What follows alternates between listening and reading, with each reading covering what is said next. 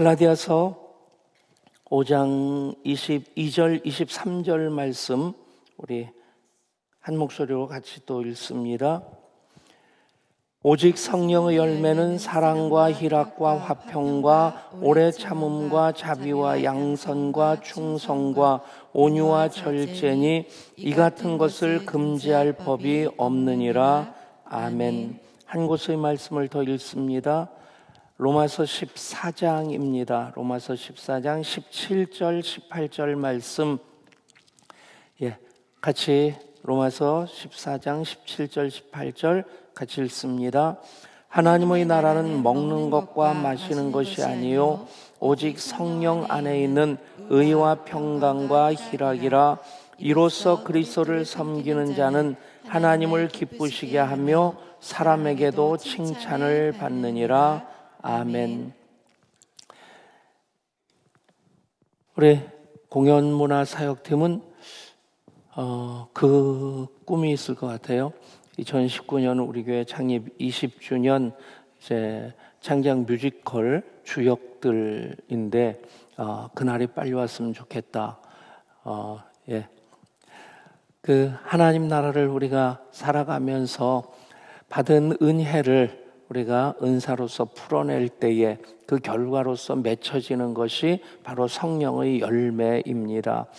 사랑, 희락, 화평, 오래 참음, 자비, 양성, 충성, 온유, 절제 9가지 성령의 열매가 포도 한 송이처럼 이렇게 꼭지 하나 들면 달랑 이제 모두가 딸려 올라와야 되는 모든 은사는 선택적인데 열매는 다 공통적으로 필수적으로 맺혀져야 된다 하는 것을 여러분들이 공식적으로 기억하시면서 공식처럼 기억하시면서 이제 계속 사역을 통해서 내가 성령의 열매를 맺고 있는 것을 점검하실 수 있기를 바랍니다.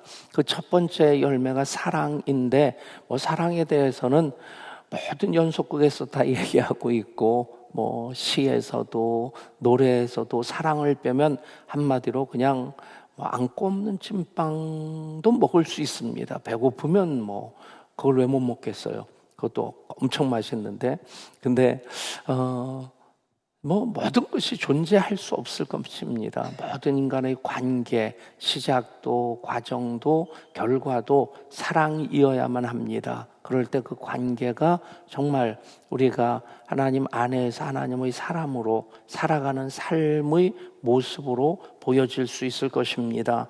그 사랑에 대해서 딱 한 가지 말로 다시 정리해 본다면 사랑은 수고입니다. 사랑은 내가 이제 수고하지 않고는 맺혀지지 않습니다. 그 사랑에 대해서 우리가 이제 정리를 하고 또 두 번째 열매가 희락입니다. 희락이란 말과 가장 대조적인 말을 찾는다면 반대말로 슬픔도 찾을 수 있겠죠. 기쁨의 반대말 슬픔일 수 있겠지만 오히려 이 희락의 반대말은 쾌락이지 않겠나 하는 그런 생각도 해봅니다. 희락이란 말, 그냥 영어 단어가 더 의미가 쉽게 다가올 때가 있고 우리말 표현이 더 좋을 때가 있는데 그 대표적인 것이 희락입니다. 기쁨이라는 말도 그냥 좋죠. 그런데 그 뜻이긴 하지만 희락 그러면 쾌락이란 말과 이렇게 비교가 되어지면서 또 이 기쁨의 본질이 무엇이냐, 기쁠 희 즐거울 락, 기뻐서 즐겁다 하는 그런 의미도 되겠지만 이제 쾌락이 육체적인 결과로서 얻는 기쁨이라고 한다면 희락은 영적으로 성령으로 말미암아 성령 안에서 얻는 그 기쁨이 즐거움이 바로 희락입니다. 해피메이커라고 하는 그런 종류의 약이 있습니다. 뇌에서 세로토닌이라고 하는 그런 물질을 분비시켜 주는 약입니다. 그래서 우울증 치료제로 쓰여지는데 대표적인 것이 프로자기라고 하는 약이 꽤 오래전에 발매가 됐는데 그게 우울증 치료제로 쓰여지는데 이 세로토닌이라는 게 어떤 환각 물질의 일종입니다. 엔돌핀보다 엄청 더 센 그러니까 사랑하는 사람을 딱 만났을 때, 첫눈에 뿅 갔을 때 이게 분비가 되는 겁니다. 그러면 사람이 제정신이 아닌 거예요. 예. 그러니까 연애하고. 근데 이것의 이 어떤 작용하는 게 유효 기간이 있다고 하더라고요. 어쨌든 그래서 뭐 이 약 하나를 가지고 뭐 몇 년 전 얘기인데 3조 원 이상 판매를 했다고 하니까 약 한 종류 가지고.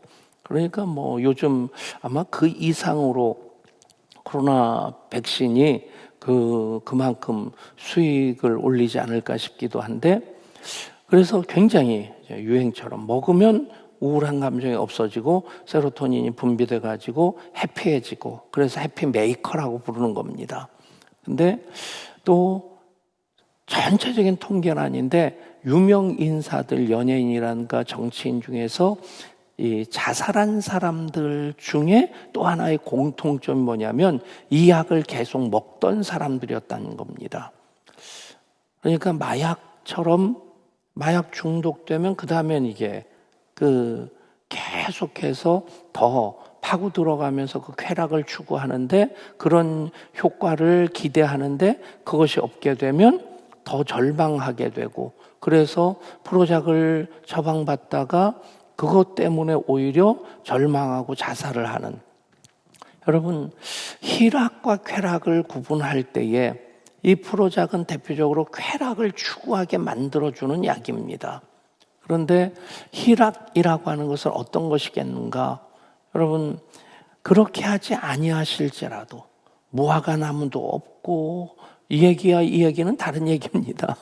이제 그렇게 하지 아니하실지라도 왕이여 우리 하나님께 내가 그 우상에게 절하지 않겠습니다 하는 다니엘의 새 친구의 신앙 고백이죠. 또 무화과 나무도 우리의 양도 외양간의 소도 포도나무도 뭐 모든 것이 다 없을지라도 나는 하나님으로 인해서 기뻐하겠습니다. 하박국 선지자의 고백입니다. 여러분, 그렇게 가능한 것이 바로 희락인 겁니다. 조건적인 기쁨이 아니라 내가 어떤 것으로 인해서 만족할 때 즐거워할 수 있는 것이 아니라 오직 하나님 때문에 성령 안에서 예수 십자가로 구원받은 그 결과로서 기뻐하고 즐거워할 수 있는 것이 바로 희락입니다. 여러분, 그 희락의 열매가 우리가 성령 안에서 성령의 은사를 통해서 얻는 성령의 열매가 될 수 있기를 원합니다. 되어야만 합니다. 우리는 이미 그렇게 살고 있습니다. 사실 세상에서 우리를 절망하게 하는, 우리를 분노하게 하는 일들 얼마나 많습니까? 제가 목사가 된 이유 중에 하나는 이런 얘기하면 또 집에 가서 뭐라고 말 한마디 들을 것 같은데 정은실 때문입니다.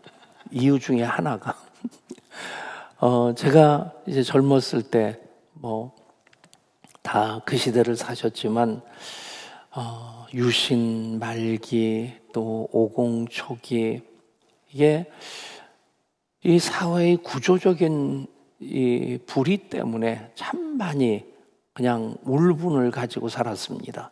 제가 군대에 있을 때 군대를 제 동생보다도 늦게 갔는데, 그때 벌어진 일이 12.6 사태고 12.12 사태고 5.18 광주, 그 당시에는 사태라고 불렀죠. 뭐 사태 뭐 눈사태 뭐 그런 건 겪지를 않았지만 아무튼 군에 있을 때 그걸 최전방에서 겪은 겁니다. 뭐 TV 뉴스를 통해서는 전혀 이게 뭐가 뭔지 모르겠고, 뭐가 이게 잘못되긴 잘못됐는데 호되게 잘못됐다,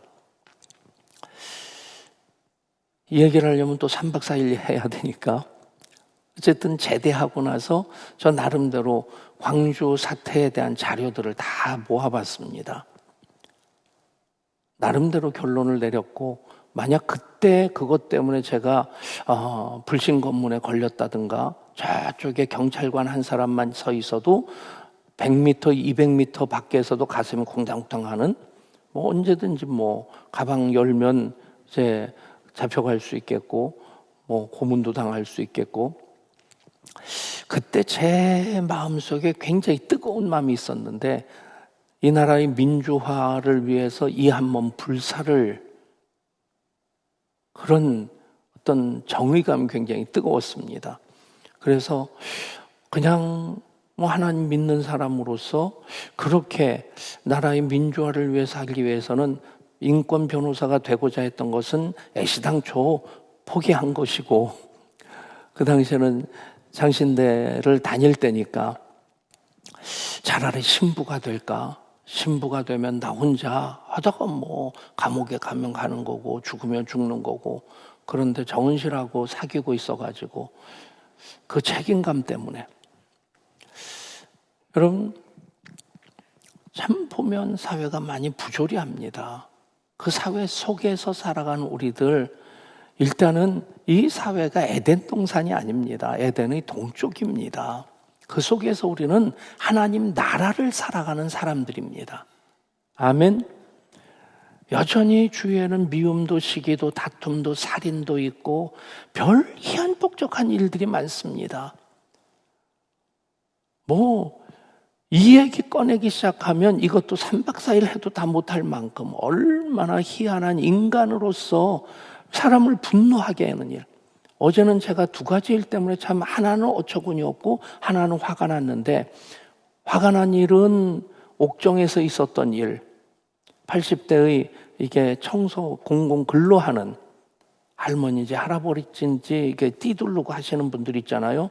쓰레기 줍고 청소하는 그런 분들인데, 이제 얼마 전에 비 왔는데 어떤 사람이 개 2마리를 데리고 그 개를 이 벤치 위에 올려놓고 있더라는 거예요. 비가 오니까 뭐 이게 흙이 좀 안 묻게 하려고 그랬겠죠.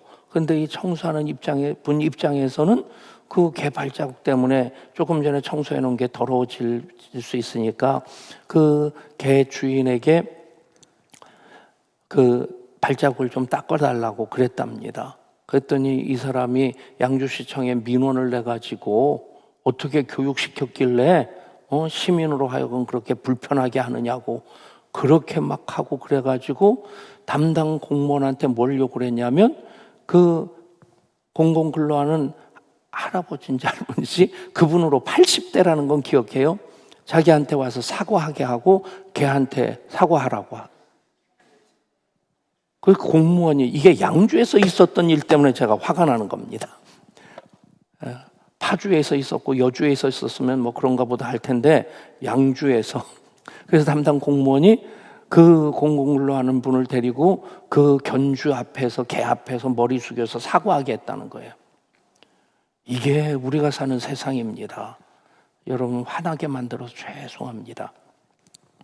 진짜 어처구니 없는 일은 또 남자 여자 부부인지 저 여자 친구인지, 이 여자의 그 직장 동료이기도 했고 친구이기도 한 사람을 10년 동안 성매매를 시키고 돈을 착취하고, 그것 때문에 끝내 이 사람은 죽은 거예요. 검찰에서 그 휴대폰 포렌식을 하면서 그 뭐 과정을 다 밝혀내 가지고 구속하게 됐다. 친구로 살았는데 그 친구를 그렇게 해가지고 돈벌이하고 막 폭행을 하고 고문을 해가지고 찬물로 막 샤워를 시켜가지고 그렇게 했다. 여러분, 갑자기 희락이 그냥 다 막 흩어져 버리는 것 같지 않습니까? 이런 사회 속에서 우리가 살고 있습니다. 좋은 일이 없는 건 아니죠. 착한 일을 행하는 사람이 없는 것 아닌데, 여러분, 그런 속에서 우리가 성령의 사람으로, 하나님의 사람으로, 그리스도인으로 살아갈 때 어떤 모습이어야 되느냐 하는 겁니다. 여러분, 그냥 흘러가는 대로 흘러가는 그런 삶이 아니라, 우리는 하나님의 선하신 목적을 이루기 위해서 이 땅에 사는 사람들입니다. 그 일을 위해서 성령으로 말미암아 예수님을 주로 고백하고 구원받은 하나님의 자녀가 되었고, 하나님 자녀들 성령 안에서의 삶을 살게 하십니다. 그래서 주신 것이 은사이고 그 은사를 통해서 모든 이번 특사와 특밤 시즌 6를 모든 사역팀과 함께 하는데 혹시 빠진 사역팀이 있으면 나중에 주일날 특송을 계속 하시면 되겠고, 여러분 사역이 쉬운 건 아닙니다. 돈 받고 하는 것도 아닙니다. 또 흔히 하는 말로 누가 알아주는 것도 아닙니다. 근데 두 가지는 있어야 되지 않겠습니까? 어느 게 첫 번째가 돼야 될지 모르겠는데 순서상으로 그냥 쉽게 얘기하면 첫 번째는 내가 좋아서 해야 되겠고, 두 번째는 그것 때문에 하나님이 좋으셔야 되고. 아멘? 그냥 원리 원칙대로라면 하나님이 좋아하시고 하나님 영광을 위해서 내가 좋아하는 일을 하는 게 사역이 돼야 됩니다. 아멘? 그렇게 정리하면 왜 사역을 해야 되는지, 어떤 사역을 해야 되는지에 대해서 답이 정확하게 나옵니다. 하나님 영광을 위해서라고 하는 것은 하나님 기뻐하시는 일을 위해서입니다. 그리고 그 일을 내가 좋아하는 일을 해야 되는 겁니다. 좋아하는 일을 좋아할 수 있도록 성령께서 은사를 주신 겁니다. 만약에 문화 공연 사역팀, 저분들 대신 우리 교회에서 얌전한 분들, 그냥 그렇게 그냥 바꿔놓을 수도 있겠죠.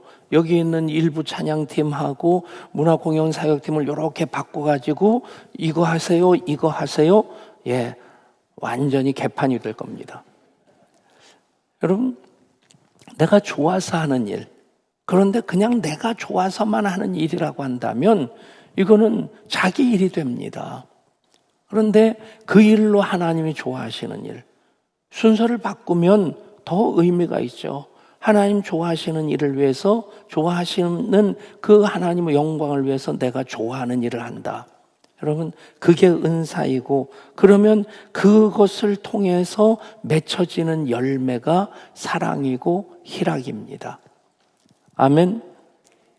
여러분, 그 희락이 있으면, 희락의 열매를 맺으면 다니엘의 세 친구처럼 그렇게 하지 아니하실지라도 감사할 수 있습니다.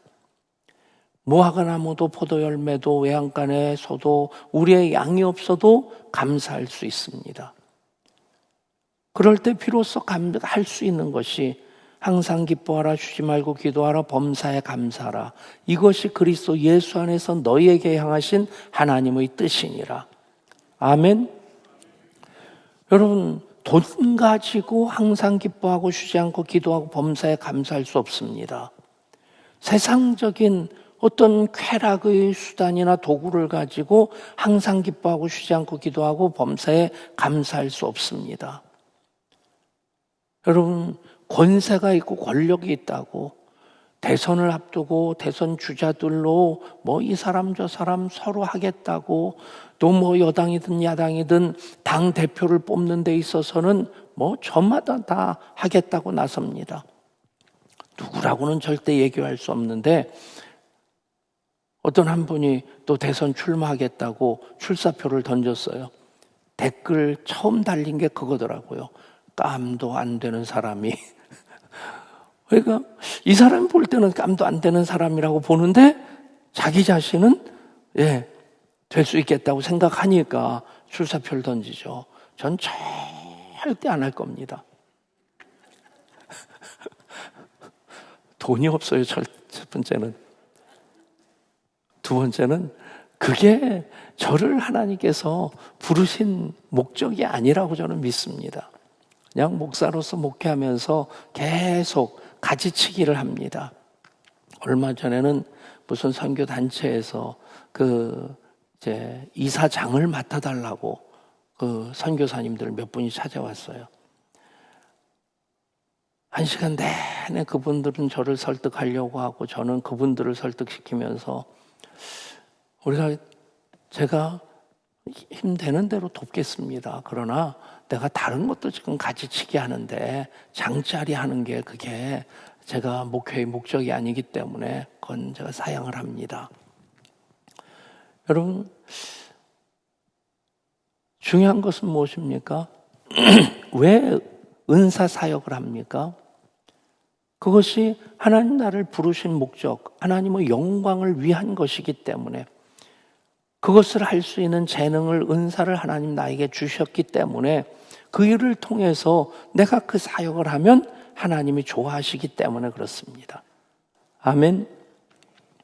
여러분, 그러면 우리가 어떤 사역을 해도 그것을 통해서 우리는 사랑의 열매를 맺고, 그리고 또 희락의 열매를 맺게 되는 것입니다. 여러분, 돈으로도 될 수 없는, 그러나 이 희락을 위해서 우리는 계속 기도해야 됩니다. 그리고 또 회개라는 말을 우리는 죄 지은 것을 하나님 앞에 고백하는 의미로서만이 아니라, 이 회개라고 하는 것은 이제 방향을 제대로 맞추는 겁니다. 원래 이 회개라는 말은, 이 죄라는 말, 하마르티아라는 말은 이 화살이 관역으로 날아가고 관역에 맞아야 되는데 관역으로부터 벗어나는 것을 죄라고 얘기하는 거예요. 이것을 다시 돌이키기 위해서 우리가 기도하는 게 회개입니다. 여러분, 우리가 성령의, 하나님의 은혜를 받고 성령의 은사를 받았습니다. 그래서 그리스도인이라는 신분을 가지고 살아가고 있습니다. 우리의 방향을 어긋난 것들을 바로 되돌리는 것이 계속해서 기도하는 이유가 되고 또 회개하는 이유가 돼야만 합니다. 기도하면 할수록 하나님의 뜻이 영롱해집니다. 말씀을 보면서 하나님의 뜻이 확실해져야 됩니다. 그렇지 않고 말씀을 읽으면서 묵상하면서 암송하면서 자기 뜻만 더 명료해진다면, 자기 고집만 더 세진다면 그것은 성경을 잘못 읽는 겁니다. 읽으면 읽을수록 거울에, 말씀이란 거울에 나를 비춰봐야 되는 겁니다. 기도도 마찬가지입니다. 기도하면서 주시옵소서만 외치면 이 기도는 도구입니다. 기도의 본질은 하나님과의 대화입니다. 대화하면 할수록 하나님의 뜻이 명료해져야죠. 자기 고집만 더 세지고 자기 욕심만 커진다면 여러분, 기도하지 않는 게 차라리 낫지 않겠습니까? 여러분, 기도 억지로 하려고 하지 마시고, 저는 기도 중에 정말 중요한 부분 중에 하나가 하나님 안에, 하나님 앞에 머무르는 거라고 생각합니다. 억지로 막 말하려고 하지 마시고 하나님 안에 거하십시오. 아멘. 그러다 보면 하나님 생각하게 되고, 하나님 무엇을 좋아하실까?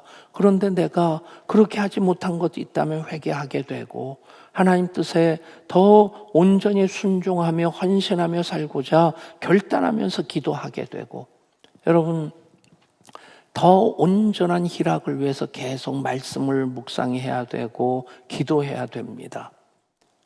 가장 중요한 것은 성령 안에서 성령님과 더불어 함께 살아가는 것입니다. 득세와 득밤을 통해서 세 가지 단어, 더 친밀하게, 또 새롭게, 더 풍성하게 성령님과의 만남을 이어가실 수 있기를 축복합니다. 그러면 그렇게 하지 아니하실지라도 우리는 희락을 열매로 맺으며 살 수 있게 됩니다.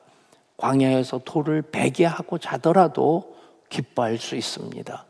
여러분, 그런 희락의 열매가 성령 안에서 특별히 은사 사역을 통해서 확인되어지고 점검되어지고 더 견고하게 다져질 수 있기를 축복합니다.